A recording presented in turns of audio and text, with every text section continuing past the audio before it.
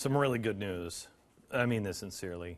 Attorney General Eric Holder says guns are bad. This is the same guy who told Congress, what? The Fast and Furious gun running thing on the what?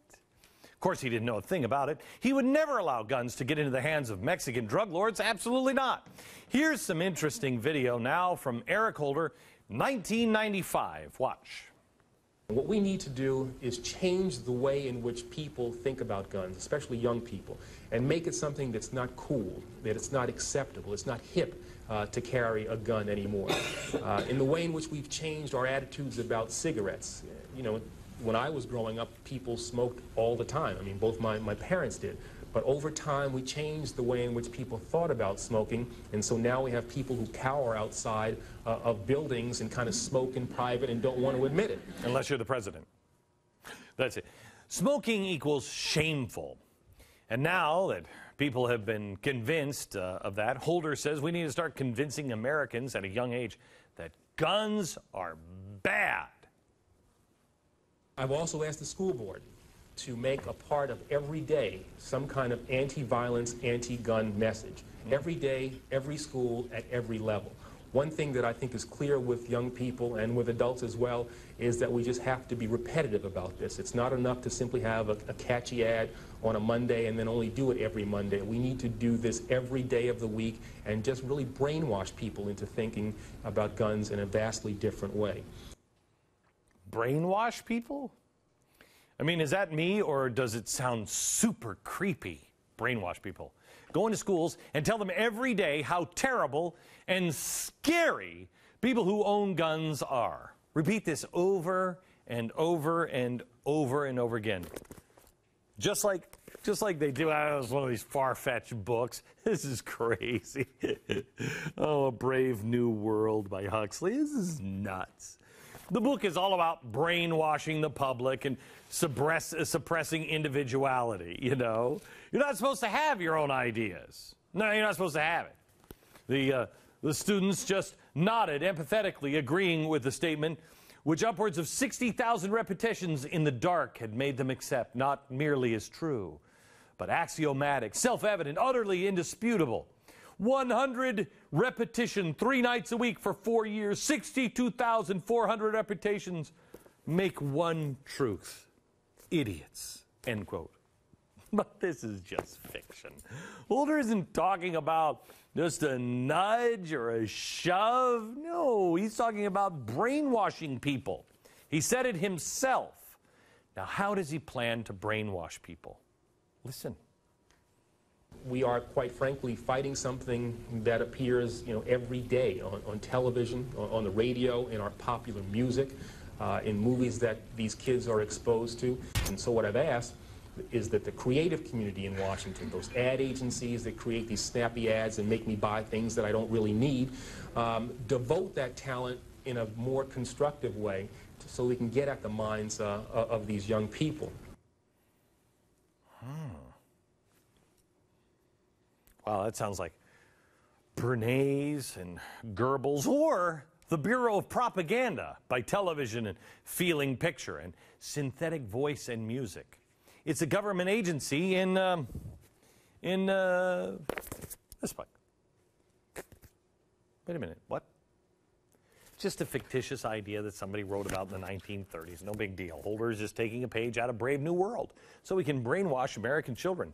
And now the CIA is busy mimicking the tactics of this book, 1984. Remember the theme of this book? George Orwell envisions a world where Big Brother is always watching you. I love this. It's kind of like this. It's like this.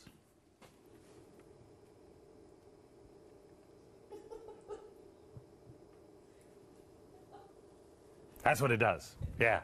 There's constant government surveillance just watching you.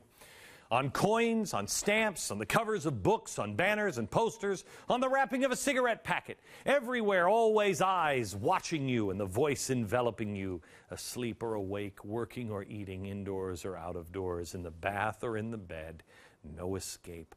Nothing was your own except the few cubic centimeters inside your skull. Wow, that sounds like a dreamy place. I'm glad we're headed in generally the same direction. But of course, the critics will tell you that you're crazy. Now, let me do it this way. It's much better this way. Go like this. You are crazy. That is just a book. Check out the headlines. Check them out yourself, not the headlines bozos on TV will read, like, the CIA wants to spy on you through the TV. Agency director says it will transform surveillance. don't pay attention to anything like that. That, of course, is crazy. Say goodbye to the days when Jack Bauer would just sneak into your office in the middle of the night and plant a bug underneath your desk. Nothing is private anymore. We already know that the smartphone apps like Twitter and Facebook can access your contact list and take the information without you ever knowing. 18 companies are now being sued because of this. Then I told you a couple of months ago that Google revamped its privacy settings to basically monitor everything. That only came after a year before when I said, hey, get away from Google. I don't think it's good. If all goes according to the plan, the government will now be able to watch you in your own home through your television. It's as easy as owning a television or a light bulb. A company called ARM, one of the world's largest electronic chip companies, is now developing microprocessors to be used in all kinds of appliances that were considered to be dumb. Wait a minute, isn't this like that smart energy thing we told you about 2 years ago? Yes, exactly like that. The chips are going to be in refrigerators, ovens, and doorbells. Why do I need a chip in my doorbell? The chips are now smaller, so they're hard to spot, and they don't cost much to make. The head of the CIA said over the weekend this will transform spying. So now every move you make can be traced by the government. These chips can send specific information that things that are happening in and around you, like your location and your appliance usage, to a central network, all via the internet. So the next time you turn off the lights in your house, or I get some Coke Zero from my refrigerator, that information can be intercepted by spies, or in this case, the CIA. Could this be the same kind of smart home technology that the Obama administration is cramming down our throats? Yes. If you live in a state that's trying to sell you on the smart energy thing, get away from it. The type that Wired now has described as featuring hidden centralized technology integrated and self-regulating for ease, energy efficiency, and fun. Oh, fun too? What a coincidence. You can go green, support a socialist agenda, and allow the CIA into your home all at once. It sounds like fun. The best part is all this data can now be stored in the new National Security Agency Spy Center that is being built in Utah. Here it is. Do we have a picture of it? Well, that's an artist's rendering. That's not an actual photograph. It is going to cost about $2 billion to get up and running by September 2013. Check it out. Wired reported on some of the highlights, which include a backup generator system with enough power to keep it up and running for 3 days. Its own power substation. Otherwise, the power demands would cost about $40 million. Really? $10 million worth of high-tech video surveillance and intrusion detection. At the end of the day, it will be 5 times the size of the U.S. Capitol. If the NSA were to ever fill up this entire place with information, it would equal 500 quintillion pages of text.